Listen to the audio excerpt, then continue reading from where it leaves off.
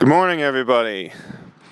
Today we're going to do a little review of this 2020 Kia Stinger. When the Kia Stinger came out in 2018, it made a statement that Kia is not just a bargain brand from Korea. It is not only a legitimate competitor to the established names like Honda and Toyota, but that Kia makes products that their competitors don't even offer, a legitimate sports sedan. This is the GT line. The base trim for 2020 comes with a 2-liter turbocharged 4-cylinder, makes 255 horsepower and 260 foot-pounds of torque. Kia Stinger was offered is offered with rear-wheel drive and all-wheel drive. This is an all-wheel drive model. Depending on the drive modes, which we'll get into that later, it can either be 50-50 distribution front and rear, up to 20-80 front and rear.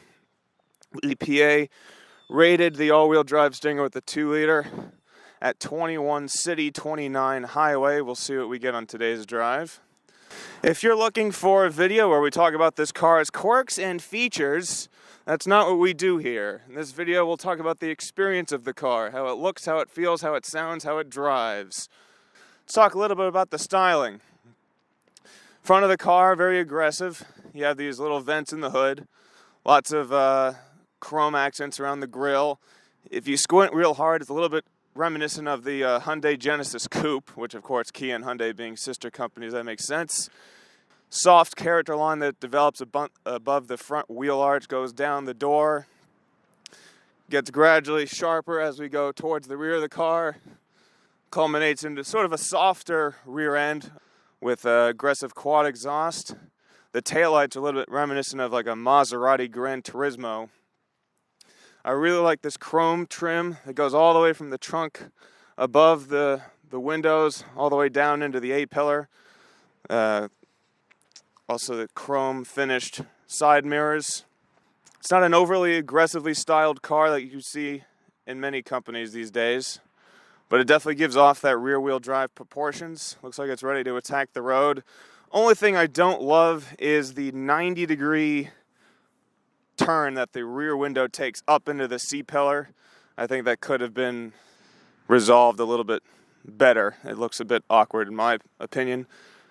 But I like how the taillights extend a little bit into the rear quarter fenders. So before we get in and see how the seats feel, let's talk to the owner of this car. This is Josh. Hi. Hi. So what got you into this Stinger? Well, actually, it was back when I was in law school. I was driving a 2004 Audi A6 of all things, and that car fell apart. Yeah, I was going to say probably a little bit less reliable than this. Yeah, a lot less reliable than this, honestly. And our family friends had just gotten a Stinger. I think they got one that's not quite as nice as mine, but I ended up going into Orsman Kia out in Chantilly. And then because it was height of the pandemic and also Kias are very reasonably priced, it was priced quite nicely. Figured that once I got out of law school I could afford it. I was right, and that's how I ended up with the car. There you go. What's your favorite and least favorite thing about it so far? Favorite thing about it is probably the way that it drives. I really like the different drive modes. The one that I was obsessed with at the time was Sport, but honestly, the Comfort mode has been an absolute godsend, especially when I can be a little bit of a jerky driver changing lanes sometimes.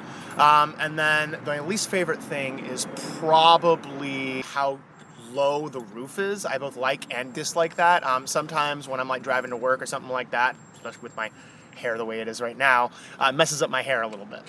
Here we are in the front seat of the Kia Stinger. We'll start kind of left to right through the interior. You do have a nicely padded top of the door sill, some gray stitching throughout the cockpit, nice padded door armrest as well.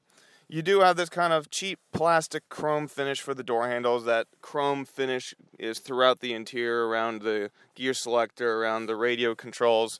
It adds a nice touch to everything. You do have a fair amount of glossy black plastic, a pet peeve of mine, around the door handles, around some of the the air vents, around some of the center console. You do have traditional knobs and buttons for the climate. I really like that. These 3 circular air vents in the middle are kind of have a retro vibe to them. Looks like some other muscle cars you might see on the market. 7-inch screen here. for the GT-Line trim. Everything kind of has a nice executive cockpity feel here, although you can tell that this is the base level trim. You have a button that isn't a button with a nice drive mode selector there. You have a big chonky gear selector for that 8-speed automatic with a sequential mode that's backwards from what I think it should be. However, to alleviate that issue, you do have nice big paddle shifters on the back of the wheel.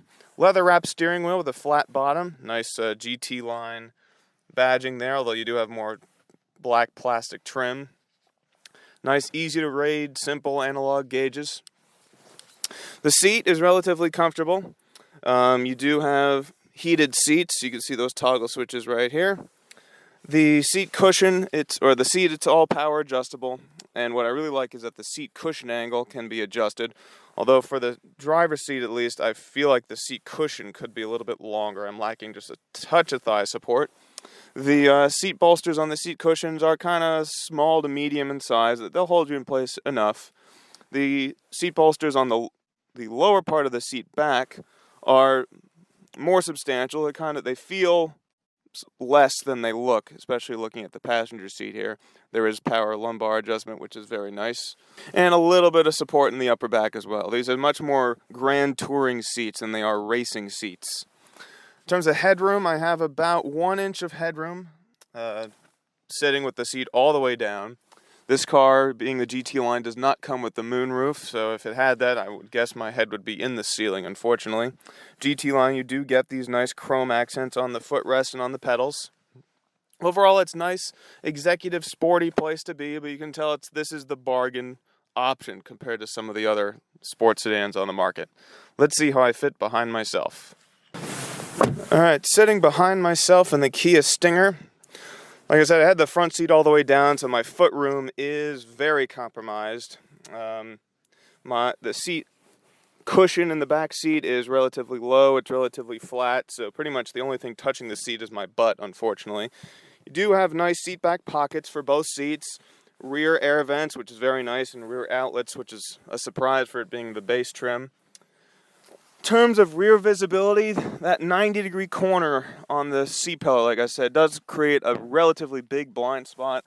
The rear window is small and short, and with the headrests in the way, even right now they're all the way down, and I can still see that they're going to be blocking the view. In terms of the headroom back here, I probably about have half an inch of headroom. My hair is sort of brushing the ceiling as I lean back, so headroom is marginal.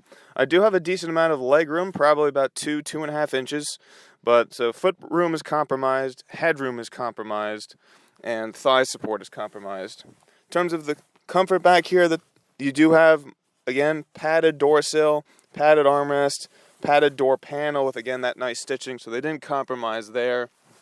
You do have in the center seat 2 cup holders, although for someone who might be sitting there, a very substantial center tunnel in the floor. So that's the interior of the Kia Stinger. Let's go see how it is on the road. Nice kind of incognito engine sound.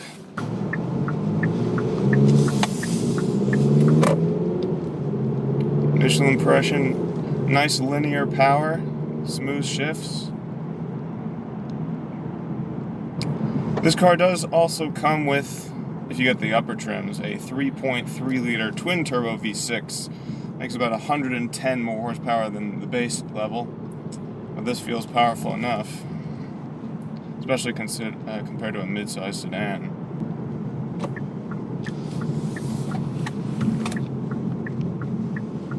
In the comfort mode, the steering is kind of light to medium in weight, a little bit of elastic direct feel, which is nice. Have you driven this car in the snow? Yes. How does it do with the all-wheel drive? Yeah, it's fantastic, honestly. All-wheel drive is great for snow. That's part of the reason why I got it. So we're in the sport mode. I've switched it over into the manual mode where I'm using the paddle shifters. We have manual control through the 8 gears. Turned off the traction control for this roundabout. We'll see how it does.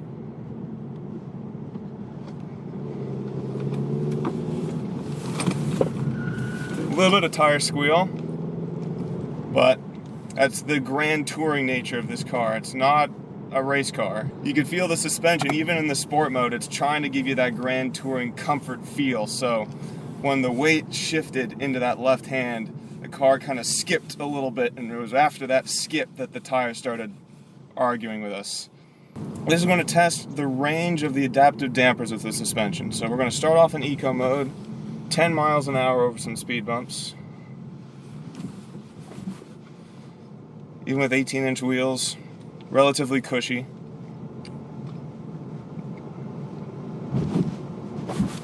Nice amount of dampening, especially over the front tires. The back is a little bit firmer. If I bring it over into the sport mode, even in the sport mode, yeah, there's not a ton of range in the suspension. It's all tuned to be relatively comfortable every day. You press settings, and then you do your powertrain, you can do your steering, and you can do your all-wheel drive. Okay, so actually what I'm seeing is suspension is not an option, so the adaptive dampers must be on the upper trim levels. That's why the suspension didn't really feel that different going over the speed bumps. Alright, so that's a revelation there. That answers that question. Yep, so powertrain, you have Eco, Comfort, and Sport. Steering, You have Comfort and Sport. And all-wheel drive, you have Comfort. So that changes that distribution I was talking about.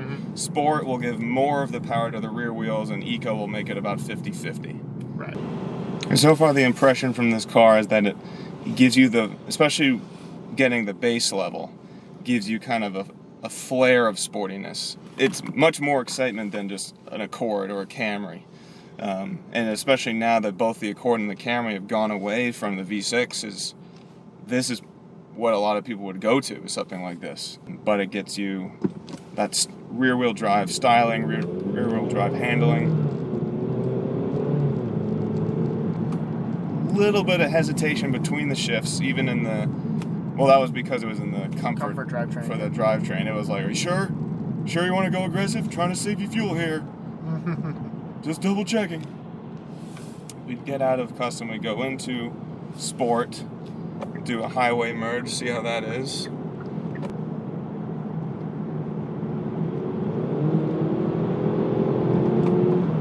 Good amount of grip on that on-ramp.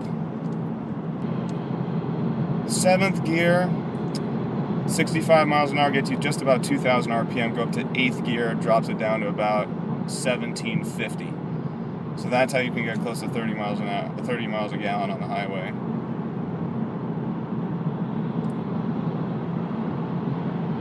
Noise levels are relatively contained. Sort of light amounts of road noise. Little bit of wind noise coming over the A-pillars, not a ton. You can hear the engine humming along. This car would be comfortable for road trips. Let's see, if I put it in sport, yeah, it automatically downshifts. So sport's going to keep you in one gear lower than all the other ones will. So if you're on the highway, don't just be hanging around in sport mode unless you're in the manual mode and you can bypass that. With the reduced headroom, I'm a little bit hesitant to sit all the way back. That it's like, oh gosh, like you're afraid that, like I'm almost afraid my head's going to hit like that. So you end up sitting forward a bit like a caveman, or like some old like woman like this trying to keep your head out of the ceiling. That's something to keep in mind. So what I find a lot about cars built in this part of the world is that they're designed for 5'9" Asian men, and then you put a 6'1", 6'2" American man in it, and it just doesn't really work. That's the only part of the car that stings a little bit. Get it? Yeah, exactly. Yeah, and the comfort, steering's a little bit light. There's not a ton of feedback. It's relatively responsive. Let's switch it over into sport. It gets heavier, but it doesn't necessarily give me a ton of feedback. It does still feel like there's a middleman, a computerized middleman between the steering wheel and the front tires. But because of that all-wheel drive, and especially because of the rear-based all-wheel drive, you don't get a lot of understeer, under power. And off throttle, it's very well balanced. Front engine, rear wheel drive, Gives it a relatively neutral feeling.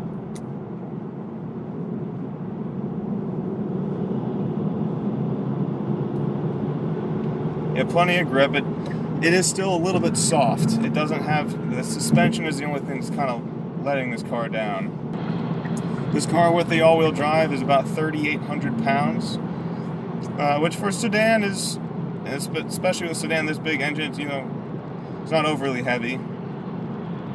Compare that to like an all-wheel drive Acura TLX with a 4-cylinder engine. That car is about close to 4,000 pounds, so this is a couple hundred pounds lighter than that. Let's see, throttle response in sport mode, pretty good. Still a little bit of hesitancy. It's like, even in the manual mode, it's trying to figure out what do you want.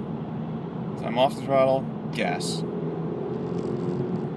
Yeah, I think it's that turbo lag, honestly, is the engine responds within quarter to a half a second. It's relatively quick. And then you get a little bit of power, and then more. It's like you can feel the turbo trying to spool up that pressure, and then it gives you extra power. So that's an interesting sensation. Through the paddle shifters, if I press the paddle now, faster than average response for most cars that have paddle shifters, but it's still not like Porsche level immediate. It's still about maybe a half to 2/3 of a second. It's relatively refined, nice comfy seats. They are a little bit firm the longer that I sit in them.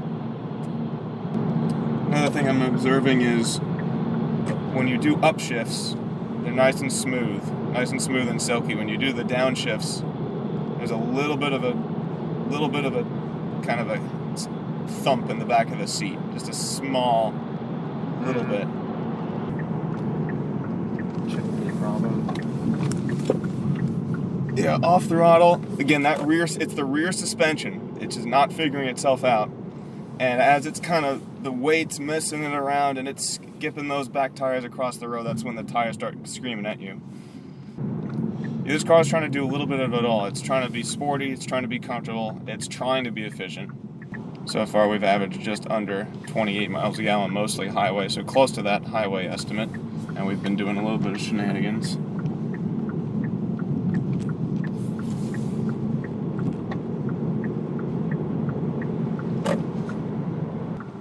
This will give me the opportunity to rev out a little bit. Comfort mode, manual.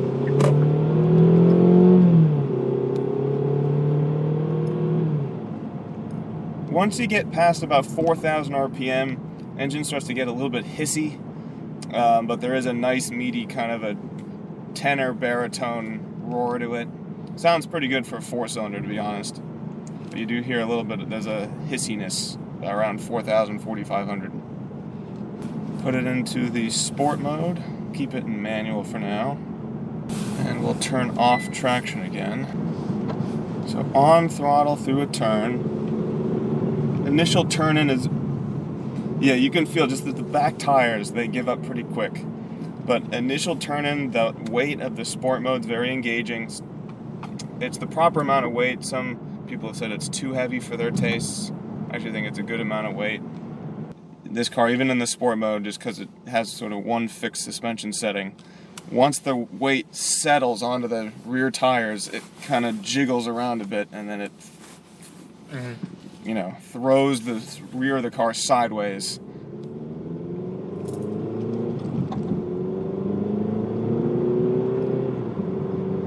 Yeah, up until about 4,000 RPM, the engine sounds really good.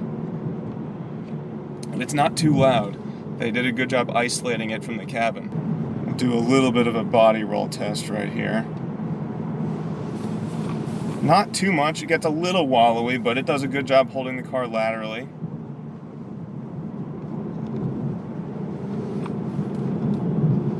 Good grip through there on throttle.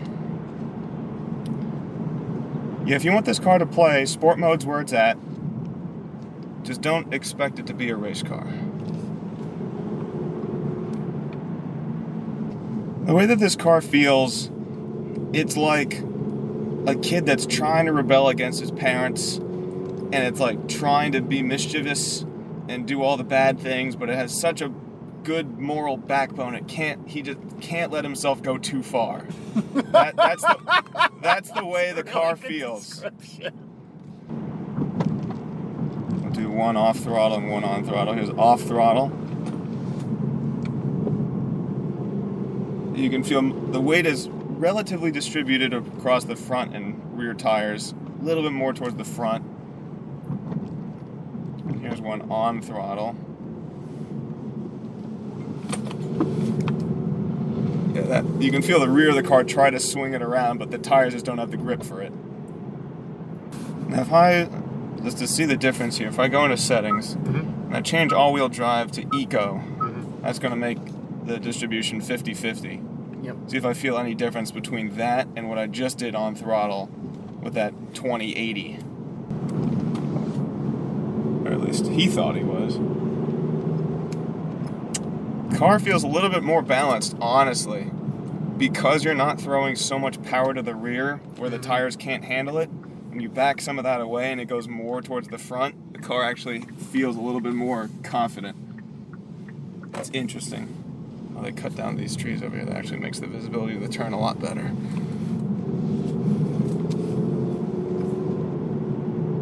I actually think I prefer, with these tires, for the all-wheel drive to be in a more equal mode. Learned that during COVID. So you've had this car for about 3 years? Yes. So you've been averaging about 10,000 miles a year. Mm-hmm. Pretty good. More last year than any other year, but that's going to be stopping now because I'm not driving to Charlottesville every other week. Makes sense. All right, looks clear.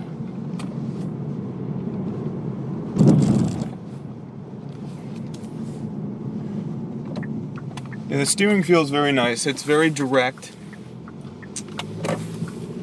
It's easy to drive. I really like the weight, kind of elastic weightiness. It is an artificial weightiness in the sport mode.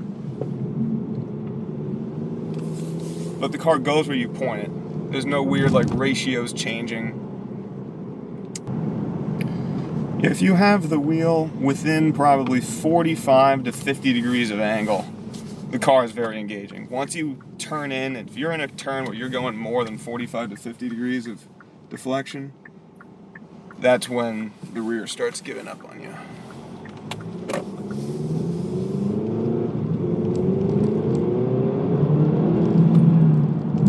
Yeah, good power. Once that turbo kicks in,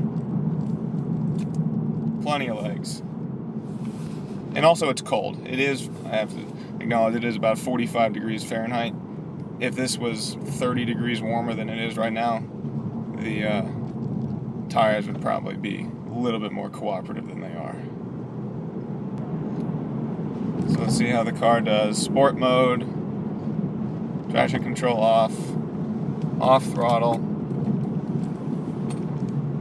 Yeah, it's like the weight kind of bounces on the right rear tire, and as it bounces, the car, it gets a bit jiggly, just moderately. But of course, it's tuned that way because it wants to be a comfortable touring car. And then this is understeer city, but we'll see how this does with a rear-based system. Very good. That's the best of all the cars I've done through there. Compared to the front drive cars I've done, that's the best that any car has done through there. And then up like a roller coaster, up the hill, and now we're done. Where you can get in trouble with this car is two things. One, if you try to go beyond that moral backbone we were talking about, and you think it can do more than it wants to, and you end up in the trees. And the other is in a straight line. In a straight line, this car, before you know it, you'll be going 80 in a 35. That is also very true. So, those are the two things you have to watch out for in this car. Over the bumps, this car has a little bit of a firm edge, but it's still cushy. It has kind of I always give the rubber band analogy. This isn't a rubber band that's stretched all the way. It's probably stretched 75-80% of the way. So this car has a little bit of conflict of conscience where it doesn't quite know where it wants to be on the comfortable, fun spectrum, but I think, in a sense, it is comfortable with itself being in the middle somewhere. So yeah, this is, I think I know why, this is the car for the goody two-shoes that wants to have some fun. Mm-hmm. That's exactly what this car is. Why you are a good owner of it. A man of the law, literally. Officer of the court. Yeah. Now that the test drive is completed, let's give the 2020 Kia Stinger GT-Line all-wheel drive a Schwartz Score. The Schwartz Score is broken down into 12 categories with a total potential score of 100. Scores are given right after the test drive when impressions are still fresh. Exterior styling of the 2020 Kia Stinger is distinct and aggressive, challenging the public's image of a Kia. The Stinger has muscular rear-wheel drive proportions with its long snout, fastback silhouette, and large rear fenders. Chrome accents are plentiful around the front grille, fake hood vents, side vents, and side mirrors. This amount of chrome may come across as borderline tacky depending on taste. The more chiseled front end softens down the doors and concludes with quad exhausts at the rear and taillights that are reminiscent of a Maserati. The only real flaw, in my opinion, is the 90-degree turn the rear side windows take into the C-pillar. It earns a 6 out of 10. Interior materials are what you'd expect from a Kia sports sedan. All the common touchpoints are nicely padded, there's abundant stitching, and minimal glossy black plastic. Nice touches include the chrome-finished pedals, the flat-bottom leather-wrapped steering wheel, a commanding gear shifter, and circular air vents that recall the Mustang or even a Mercedes. In typical Kia fashion, all the HVAC and radio controls are simply designed with traditional knobs and buttons. However, the dominant texture is a matte-finished chrome-esque plastic that seems to cheapen the overall experience. It gets a 6 out of 10 here. The front seats are powered and quite supportive, with moderate bolstering in the seat and lower back, good enough for some occasional hooliganry on the back roads. While the seat cushion angle is adjustable, the cushion itself is not very long, depriving longer-legged drivers of some thigh support. Long road trips are certainly doable up front, although a firmness in the seat becomes apparent over time. The most glaring feature is the lack of headroom, even with the seat fully lowered. Splurging for the upper trims with the moonroof may be a mistake for those taller than 6 feet.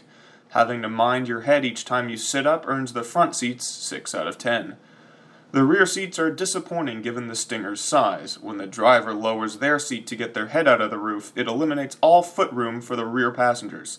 The seat cushion in the back is flat and low, eradicating any hope for thigh support. Headroom is marginally worse than in the front seat. Fortunately, the rear passengers get rear ventilation, outlets, padded doors, and center cup holders, though once you factor in the larger center tunnel in the floor, it only gets a 3 out of 10. Road noise is relatively contained in the Stinger, although it's not necessarily a luxury experience. Trace amounts of wind noise appear at highway speeds, and the tires provide an ambient hum in the background. If the radio is playing or your mind is focused elsewhere, the cabin is a pleasant place to be. 3 out of 5 for road noise. The 2-liter turbo doesn't put itself in the spotlight, even during moderate acceleration.